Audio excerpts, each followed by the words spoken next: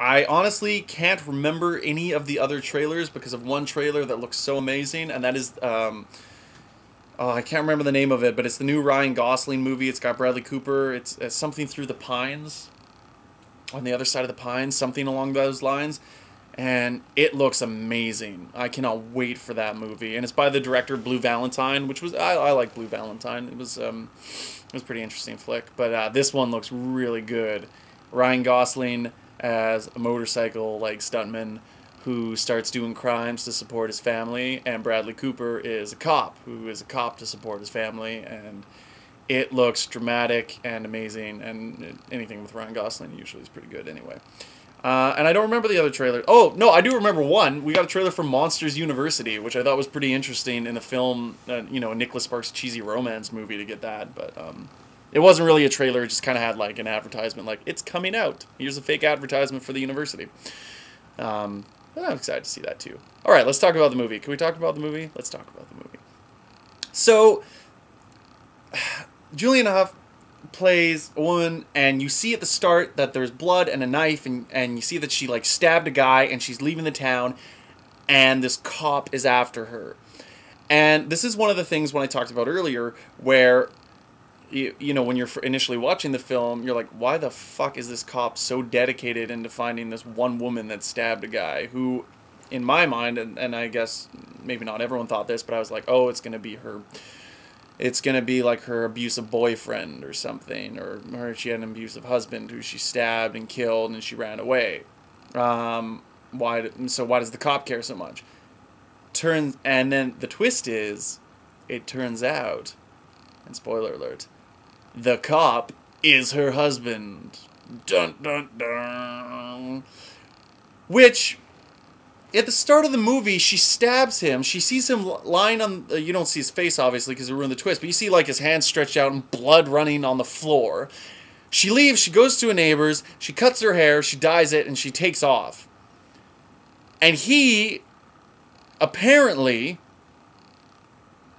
off-screen at some point, gets up, fixes up his wound, the big fucking stab through the side that probably punctured a goddamn kidney, or at least his liver, gets up, puts some duct tape over it, throws on a fucking suit, grabs his badge, calls another cop, and heads over to the bus station to try and catch her. Maybe I'm unfamiliar with stab wounds, but it seems ridiculous, but whatever, it was entertaining. And I appreciated it, because number one, I legitimately didn't see it coming, and number two, the movie turns into a thriller after that. I don't even want to talk about the first half of the movie, because it was just so fucking boring. But after that, he just starts drinking, he loses his badge, the guy who plays the cop does a great job. His eyes are fucked, it looks like he hasn't slept in days. You can see, like, when he's watching her, like, tears coming from his eyes, he's all sweaty and gross, and he's freaking out, and it's a lot of fun. It was pretty great. So that's the twist that sort of works, and I liked it a lot. Oh, I don't know if I should get into the twist that doesn't work yet. I should say something else about the movie. What else do I have? The kids, there's kids in it.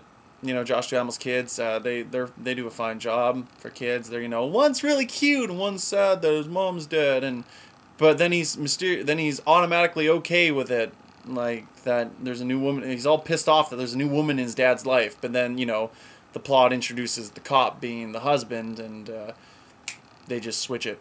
And suddenly the kid's fine, because we can't have two conflicts going on at once, right? We gotta resolve one to make room for the other. And she really didn't need to run away. I mean, your husband's fucking strangling you. I know he's a cop, but come on, I think you could put up a reasonable case against that. The chief already knows he's a fucking alcoholic. But whatever, I digress. Yeah, like, I feel like I should talk more about the beginning of the movie, but there really is nothing to say. She moves, she buys a house, she meets a creepy neighbor lady who's looking into her house, and they become awkward friends who have awkward conversations down awkward walks down the road. It's like overhearing, if you're sitting at a, like, cafeteria table, overhearing conversations other people are having that don't know each other that well. It's pretty much the equivalent of the initial dialogue in this film. So the cop comes and he lights Josh Duhamel's corner store on fire, and she ends up shooting him in the face, which was pretty. That was kind of good. It was like, oh man, this alcoholic came and he tried to, he burned down the house and he's all crazy. Shot him in the face and everyone lives happily ever after. It was enjoyable. Fuck it, I don't have anything else to say about this movie. Let's go into the best part. So, the other thing, while watching this, I felt, in addition to, before I knew the cop was her husband, being weird, was the character of her friend, played by the woman who plays Robin on How I Met Your Mother.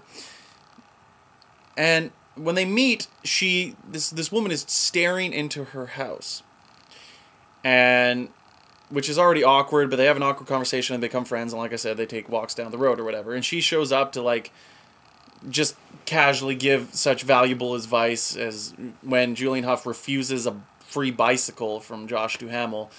She goes, oh, maybe I overreacted in refusing that bicycle. And her friend replies, that's why life has second chances. It's true, that's what second chances are for, is for getting bikes that you initially turned down because you were being kind of a bitch. But anyway, and it's really, there's no point to this character being in the movie. Now, having said that, in a lot of romance films, unfortunately, there's always a side friend character that doesn't tend to have much point in being there. Even if they had a good point in the novel, they serve no point in the movie, aka Time Traveler's Wife.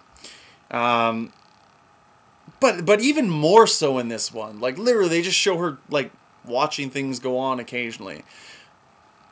In addition to this, an important point I should mention is that Josh Duhamel is a widower. His wife died of cancer.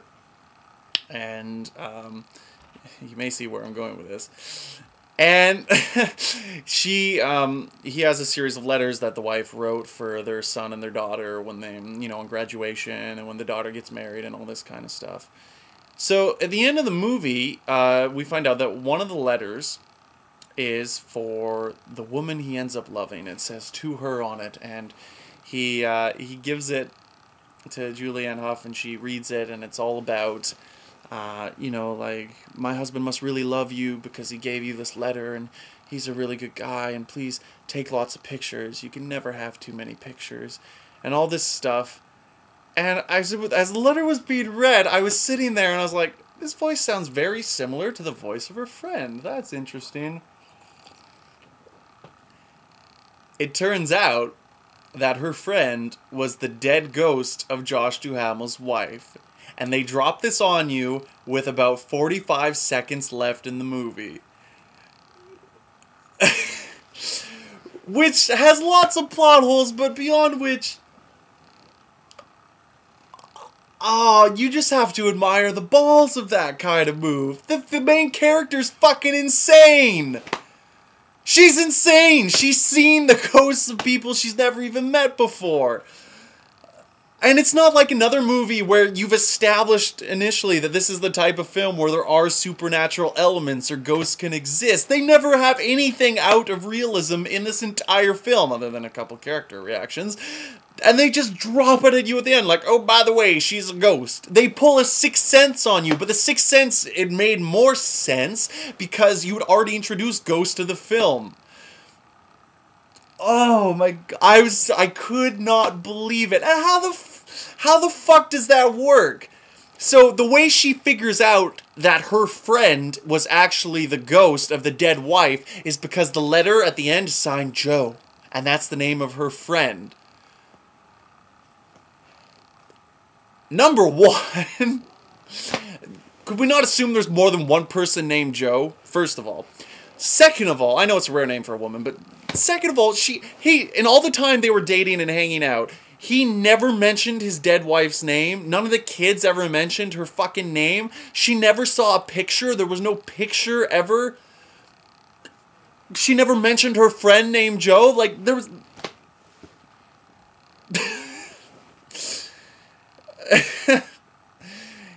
It was great.